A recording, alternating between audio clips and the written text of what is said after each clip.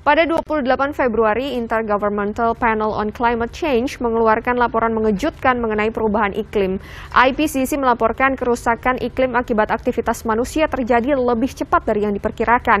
Bahkan menurut laporan tersebut, beberapa kawasan di bumi akan masuk kawasan tidak layak huni dalam beberapa dekade ke depan. Bumi ini telah memecahkan rekor pada tahun 1950 dan tidak berhenti sejak itu. Mengapa? Para ilmuwan mengatakan 95% aktivitas manusia menjadi penyebabnya. Manusia telah membakar lebih banyak bahan bakar fosil seperti minyak dan batu bara untuk memberi daya pada rumah, pabrik, pesawat terbang, dan mobil. Populasi global meningkat 3 kali lipat dalam 70 tahun terakhir. Dan manusia mengonsumsi lebih banyak produk dari hewan yang melepaskan polutan lain yang disebut sebagai metana. Jadi semua gas itu ada di udara, dan saat sinar matahari masuk ke bumi, sebagian panas seperangkat, dan planet menjadi lebih hangat. Oleh karena itu, mereka menyebutnya sebagai efek rumah kaca. Efek rumah kaca yang berlebihan mengakibatkan peningkatan kadar gas-gas rumah kaca di atmosfer karena polusi udara. Senyawa CFC juga memiliki sifat seperti gas rumah kaca. Karbon dioksida merupakan senyawa yang paling berkontribusi dalam mengakibatkan efek rumah kaca pada bumi, dan uap air tidak terlalu berpengaruh terhadap efek rumah kaca. Efek rumah kaca yang berlebih menyebabkan terjadinya akumulasi panas di atmosfer. Hal tersebut menyebabkan terjadinya pemanasan global dan perubahan iklim.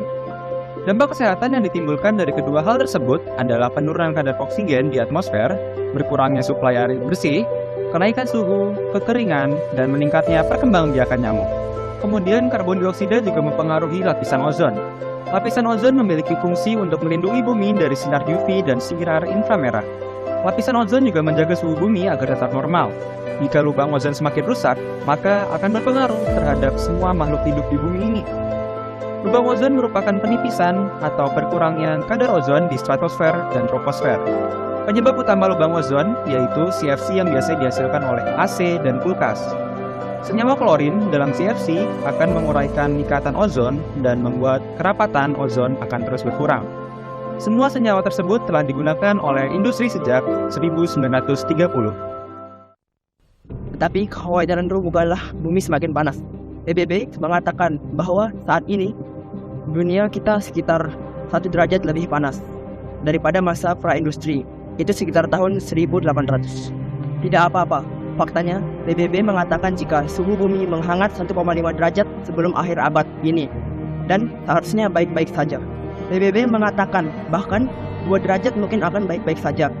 Tapi sekali lagi, masalahnya adalah pada waktu. Karena saat ini target kita mencapai 1,5 derajat hanya dalam 10 tahun. Dan jika kita tidak memperlambat pemanasan global, itu bisa berarti malapetaka dalam hidup semua manusia yang ada di bumi ini. Dan saat ini sekarang kita sudah merasakannya. Saat ini permukaan air laut sudah naik sekitar 3 mm per tahun. Karena air laut mengembang, suhu menjadi lebih hangat. Mencairnya lapisan es dan glacier juga menambah triliunan ton air tawar ke lautan kita. Orang-orang di seluruh dunia sudah kehilangan rumah mereka. Dan jika keadaan ini terus berlanjut, jutaan dari manusia harus berkemas sekarang juga. Seluruh kota pada pesisir bisa berada di bawah air dalam waktu 80 tahun, seperti Miami di Amerika Serikat atau Osaka di Jepang.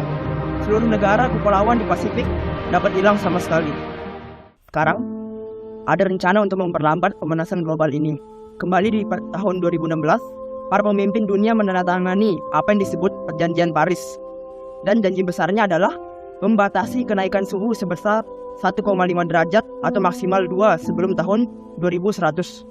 Jadi, negara-negara menetapkan target mereka sendiri berapa banyak CO2 yang mereka keluarkan.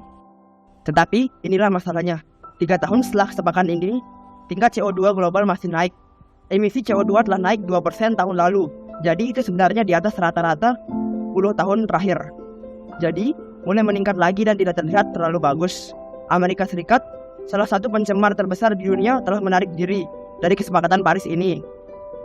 Rusia dan Cina dituduh tidak memberikan target yang ambisius sejak awal. Target ambisius di tempat pertama. Turki dan Polandia juga ingin membangun lebih banyak pembangkit listrik yang menggunakan batu bara. Dan kemudian ada yang skeptis.